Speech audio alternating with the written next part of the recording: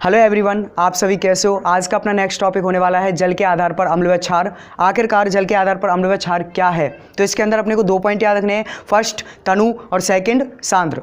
आखिरकार तनु क्या है, तो तनु के अंदर अपने को याद रखना है। एक बार मैं मार्केट में गया, मार्केट में जाने के बाद मुझे बहुत प्यास लग रही थी, तो मैं बोला भाई मुझे एक गिलास जूस दे दो। मैं जब उस जूस को लिया और जूस को पीने लगा तो पता चला वो जूस बहुत ही पतला था। तो बोला भाई ये क्या है, आपने इसमें जूस में बहुत ज़्यादा पानी मिला रखा है, ये तो बहुत तनु है। यानी जिसमें जल की मात्रा अधिक होती है उसे क्या कहा जाता है, तनु कहा जाता है। क्या कहा जाता है, तनु। अब वो चाहे जूस हो, चाहे अम्ल हो, चाहे क्षार हो, तो हम कह सकते हैं कि जिसमें जल की मात्रा अधिक हो वो क्या होगा, तनु। यानी ऐसा अम्ल जिसमें जल की मात्रा अधिक हो उसे तनु अम्ल कहा जाता है, और ऐसा क्षार जिसमें जल की मात्रा अधिक हो उसे तनु क्षार कहा जाता है। ये तनु वाला पोर्शन था। अब बात करते हैं सांद्र। किसकी बात करते हैं, सांद्र। तनु वाला पोर्शन कंप्लीट हो चुका है अपना, अब बात करते हैं हम सांद्र। आखिरकार सांद्र क्या है, तो मैं बोला भाई ये जूस जो है बहुत ही पतला था, मुझे अच्छी क्वालिटी का जूस दो। तो उसने अच्छी क्वालिटी का मुझे जूस दिया और मैं उस जूस को पीने लगा तो वो जूस बहुत गाढ़ा था और उसमें जल की मात्रा कहीं ना कहीं बहुत कम थी। अब जिसमें जल की मात्रा कम थी तो अच्छा लग रहा था, तो बोला भाई शानदार जूस है, यानी सांद्र। यानी अपने को याद रखना है जिसमें जल की मात्रा कम होती है उसे क्या कहा जाता है, सांद्र कहा जाता है। जिसमें जल की मात्रा कम हो उसे क्या कहा जाता है, सांद्र। यानी ऐसा अम्ल जिसमें जल की मात्रा कम हो उसे सांद्र अम्ल कहा जाता है, और ऐसा क्षार जिसमें जल की मात्रा कम हो उसे सांद्र क्षार कहा जाता है। ये तनु और सांद्र वाला जो पोर्शन है यहीं पे कंप्लीट होता है। उसके बाद नेक्स्ट पॉइंट है अपना क्रिस्टलीय जल। आखिरकार क्रिस्टलीय जल क्या है, तो क्रिस्टलीय जल के अंदर अपने को याद रखना है पहले मैं आपको इसकी परफेक्ट डेफिनेशन दे देता हूं, फिर उसके बाद इसको समझाऊंगा। इसके अंदर अपने को याद रखना है किसी लवण इकाई सूत्र में लिखे जाने वाले, किसी लवण इकाई सूत्र में लिखे जाने वाले जल के अणुओं की निश्चित संख्या को क्रिस्टलीय जल कहा जाता है। अब चलो इस अकॉर्डिंग टू डेफिनेशन चलते हैं, अकॉर्डिंग डेफिनेशन के अकॉर्डिंग चलते हैं। तो इसके अंदर एग्जांपल लेते हैं, किसी लवण इकाई सूत्र में, यानी कोई एक लवण है या फिर एक कोई फॉर्मूला है, तो फॉर्मूला हम कोई भी रैंडम मन से ले लेते हैं, Na2CO3।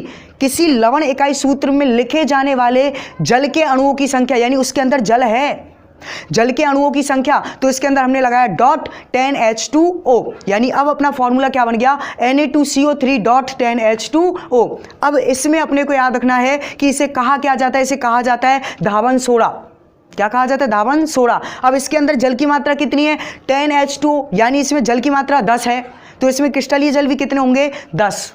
इसमें क्रिस्टलीय जल कितने होंगे, 10। उसके बाद नेक्स्ट एग्जांपल हम लेते हैं CaSO4.2H2O। इसे कहा जाता है जिप्सम, और इसके अंदर बोला 2H2O, यानी इसमें कितनी जल की मात्रा है, 2। यानी कितने क्रिस्टलीय जल हैं, 2। यानी इसमें क्रिस्टलीय जल की मात्रा कितनी है, 2। इसके अलावा भी काफी तरह के एग्जांपल हैं, जैसे कि CuSO4.5H2O, इसे नीला थोता कहा जाता है और इसमें क्रिस्टलीय जल की मात्रा कितनी है, 5। इसके अलावा CaSO4.1/2H2O कहा जाता है POP, और POP का पूरा नाम होता है प्लास्टर ऑफ पेरिस। POP का पूरा नाम क्या होता है, प्लास्टर ऑफ पेरिस, और इसमें क्रिस्टलीय जल की मात्रा कितनी होती है, 1/2, यानी 1/2, आधा जल का अणु पाया जाता है। उसके अलावा नेक्स्ट पॉइंट अपने को याद रखना है जो कंपटीशन एग्जाम में ज्यादातर पूछा जाता है, K2SO4Al2 SO4 का होल थ्राइस .24H2O। ये फॉर्मूला जो होता है K2SO4Al2 SO4 का होल थ्राइस 24H2O, ये फिटकरी का फॉर्मूला होता है, और इस फिटकरी के फॉर्मूले के अंदर पूरे 24 क्रिस्टलीय जल के अणुओं की संख्या पाई जाती है। ये पूरा अपना किसका पोर्शन था, क्रिस्टलीय जल का। यानी पता चल गया किसी भी लवण इकाई सूत्र में लिखे जाने वाले जो जल के अणुओं की संख्या होती है उसे क्रिस्टलीय जल कहा जाता है। उसके बाद नेक्स्ट पॉइंट है अपना ऑरेनियस संकल्पना। आखिरकार ऑरेनियस संकल्पना किसने दी, तो याद रखना है ऑरेनियस संकल्पना खुद ऑरेनियस ने दी थी, और इन्होंने अपने नाम पर ही इसे ऑरेनियस संकल्पना नाम दिया गया था। यानी इसके साइंटिस्ट यानी इनके खोजकर्ता कौन थे, ऑरेनियस थे। सेकेंड पॉइंट इसके अंदर अपने को याद रखना है कि आखिरकार ऑरेनियस संकल्पना कब दी गई, कौन सा सन था जिसमें ऑरेनियस संकल्पना दी गई थी, तो वो याद रखना अपने को 1887 के अंदर ऑरेनियस संकल्पना दी गई थी। उसके बाद नेक्स्ट पॉइंट अपने को याद रखना है कि अम्ल, ऑरेनियस संकल्पना के अंदर काफी चीजें बताई गई थी। फर्स्ट पॉइंट है इसके अंदर अम्ल, कि आखिरकार अम्ल क्या होते हैं, तो ऑरेनियस के अनुसार अम्ल वो पदार्थ होता है जो जलीय विलयन में अपघटित होकर यानी जो जलीय विलयन होता है उसमें अपघटित का मतलब मैं आपको पहले ही बता चुका हूं, टूटकर। जलीय विलयन में टूटकर या फिर अपघटित होकर H+ आयन प्रदर्शित करते हैं उसे अम्ल कहा जाता है। किसके अनुसार? ऑरेनियस के अनुसार। तो इसका एग्जाम्पल क्या ले सकते हैं? तो इसका एग्जाम्पल होगा HCl एरो H+ Cl-। तो इसमें H+ आयंस क्या दिए? उन्होंने शो किए, प्रदर्शित किए, यानी जितने भी अम्ल होंगे वो H+ आयन देते हैं। इसके अलावा नेक्स्ट एग्जांपल ले सकते हैं अम्ल के अंदर ही H2SO4, फिर एरो, फिर लगेगा यहाँ पे H2+ SO4-2, यानी इसमें अपने को याद रखना है कि H+ आयन इसमें भी क्या किए गए? अपने को प्रदर्शित किए गए हैं। यानी जितने भी अम्ल होते हैं वो सभी H+ आयन क्या करते हैं? प्रदर्शित करते हैं। नेक्स्ट इसी के अंदर अपने को याद रखना है कि अम्ल के बारे में ये सुझाव था ऑरेनियस का, और क्षार के बारे में बोला था कि क्षार कि आखिरकार क्षार क्या होते हैं। तो ऑरेनियस ने ही बताया हमें कि जो क्षार होते हैं वो जलीय विलयन में अपघटित होकर OH- आयन प्रदर्शित करते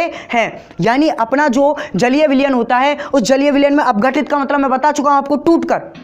जो जलीय विलयन होता है इस जलीय विलयन में वो टूटकर OH- आयन प्रदर्शित करते हैं। तो इसका एग्जाम्पल क्या होगा? तो इसका एग्जाम्पल हम ले सकते हैं NaOH एरो Na+, फिर प्लस और COH-, यानी इसमें OH- क्या किए? रिप्रेजेंट किए, प्रदर्शित किए। इसके अलावा नेक्स्ट एग्जांपल ले सकते हैं हम MgOH का होल ट्वाइस। इसके अंदर हम लोग को बोलना है कि Mg+2 फिर प्लस और OH-, यानी इसमें OH कितने होंगे? 2, तो इसे बोल सकते हैं 2OH-। इसके अलावा अपने को याद रखना है कि ऑरेनियस ने ही बताया कि कुछ हाइड्रोनियम आयन भी होते हैं। आखिरकार यह हाइड्रोनियम आयन है क्या?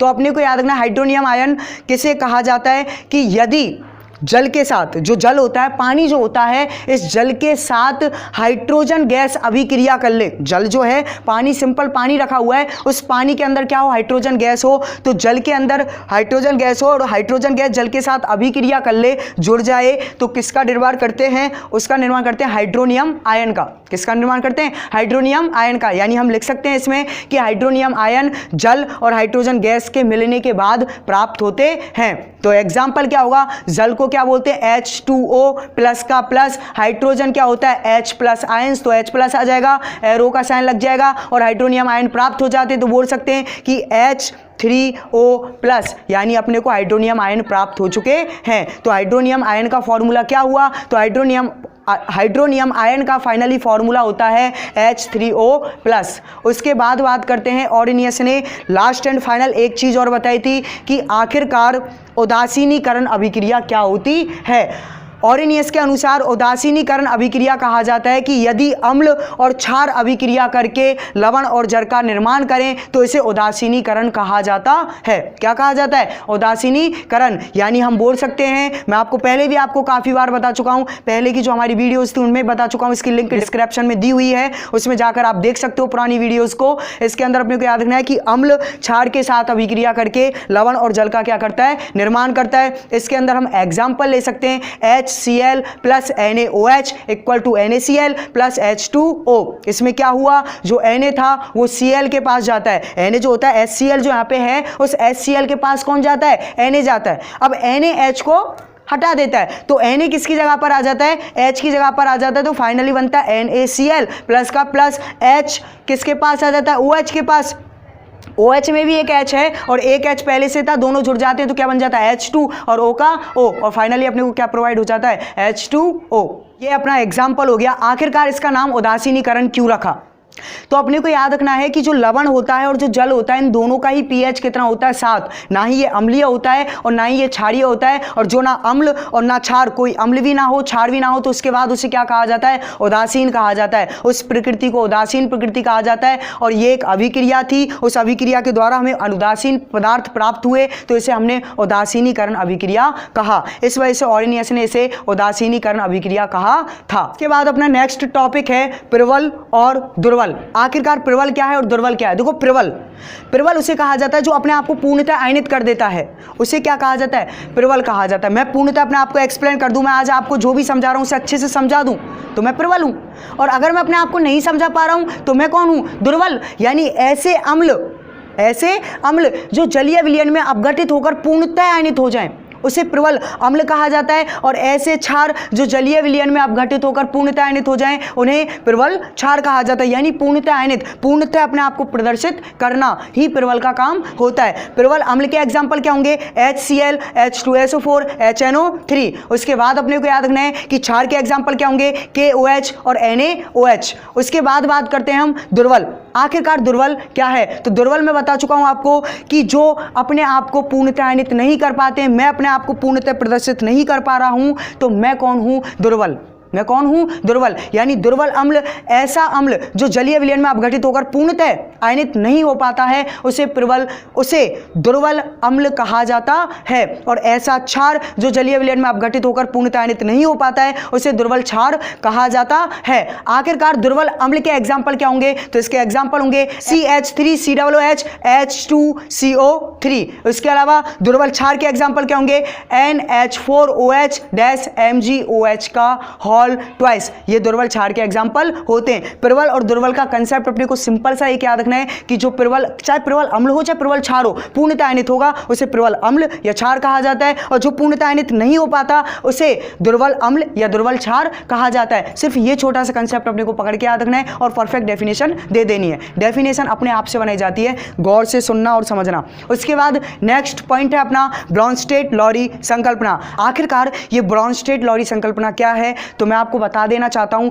ये दो साइंटिस्ट थे, फर्स्ट ब्रॉनस्टेड और सेकंड लॉरी। ब्रॉनस्टेड का पूरा नाम था जोहान्स ब्रॉनस्टेड और लॉरी का पूरा नाम था थॉमस एम लॉरी। आखिरकार ये दोनों साइंटिस्ट ने ये ब्रॉनस्टेड-लॉरी संकल्पना कब दी? तो अपने को याद रखना है 1874 से लेकर 1936 में, और ये एक अंग्रेज वैज्ञानिक थे।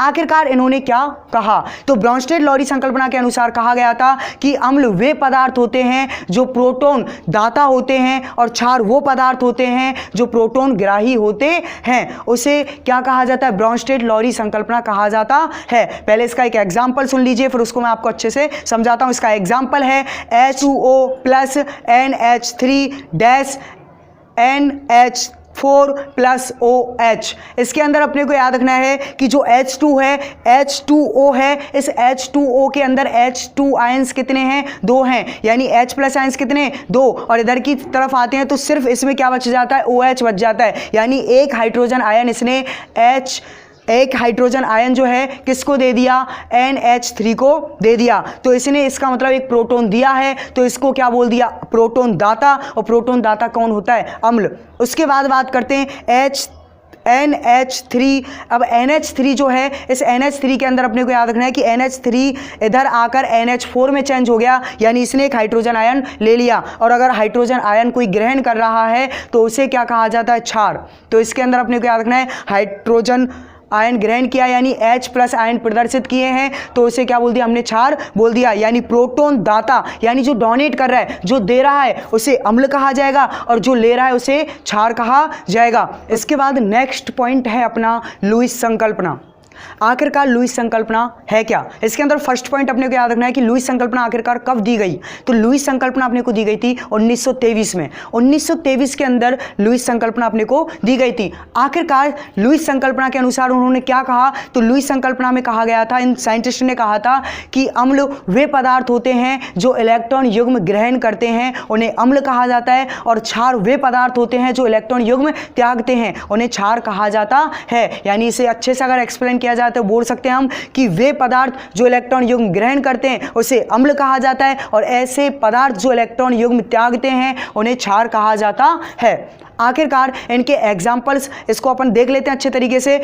वे पदार्थ जिनका अष्टक अपूर्ण होता है उन्हें क्या कहा जाता है? लुईस अम्ल कहा जाता है। वे पदार्थ जिनका अष्टक अपूर्ण होता है उन्हें लुईस अम्ल कहा जाता है। एग्जाम्पल याद रखना है अपने को, AlCl3 BF3 Mg+2 Na+। इसके अलावा लुईस क्षार किसे कहा जाता है? तो बोल सकते हैं इलेक्ट्रॉन धनी, या फिर वे पदार्थ जिनमें इलेक्ट्रॉन युग्म उपस्थित होता है उन्हें क्या कहा जाता है? लुईस क्षार कहा जाता है। यानी जिनमें इलेक्ट्रॉन उपस्थित हो, पहले से ही हो, ध्यान रखना, जिनमें इलेक्ट्रॉन उपस्थित नहीं होंगे तो उनमें प्लस आयंस आते हैं, और जिनमें इलेक्ट्रॉन उपस्थित होंगे उसमें क्या होगा? माइनस आयंस उपस्थित होंगे, यानी इनमें सब में क्या आएगा? माइनस। एग्जाम्पल याद रखना, H2O NH3OH- Cl-, ये क्या होते हैं? आपके लुईस क्षार होते हैं। इसका एक एग्जाम्पल याद रखना है अपने को, एग्जाम्पल है VF3 प्लस 2 इलेक्ट्रॉन का साइन लगेगा, फिर बोलेंगे NH3 एरो F3V एरो का साइन उल्टा लगेगा और फिर बोलेंगे NH3।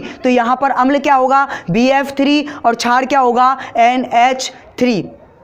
ठीक है, इसमें अपने को याद रखना है कि लुईस क्षार और लुईस अम्ल के जो मैं आपको एग्जांपल दिया था कि लुईस अम्ल के एग्जांपल हैं AlCl3 Mg+2 CNm+2, तो ये सभी क्या है लुईस अम्ल हैं। तो अम्ल और क्षारों को अच्छे से एग्जांपल्स को अच्छे से याद रखना है और ये पूरा एक साइन है, इसको भी अच्छे से याद रखना है। ये लुईस संकल्पना है। लुईस संकल्पना को मैं एक बार और रिवाइंड करवा देता हूँ आपको। सबसे फर्स्ट अपने को याद रखना है लुईस संकल्पना कब दी गई, तो याद रखना है सन 1923 में। लुईस संकल्पना के अनुसार इलेक्ट्रॉन युग्म ग्रहण करने वाले को अम्ल कहा जाता है और इलेक्ट्रॉन युग्म त्यागने वाले को क्षार कहा जाता है। वे यौगिक जिनका अष्टक अपूर्ण होता है उन्हें लुईस अम्ल कहा जाता है और वे यौगिक जिनका अष्टक पूर्ण होता है यानी एकाकी युग्म उपस्थित होता है, इलेक्ट्रॉन धनी होते हैं, उन्हें लुईस क्षार कहा जाता है। आखिरकार इन दोनों के एग्जांपल क्या होंगे, तो लुईस अम्ल का एग्जांपल होगा AlCl3 BF3 Mg+ Na+ और इसका एग्जांपल होगा लुईस क्षार का एग्जांपल होगा H2O NH3 OH- Cl-। ये आपके क्या है लुईस अम्ल या लुईस क्षार के एग्जाम्पल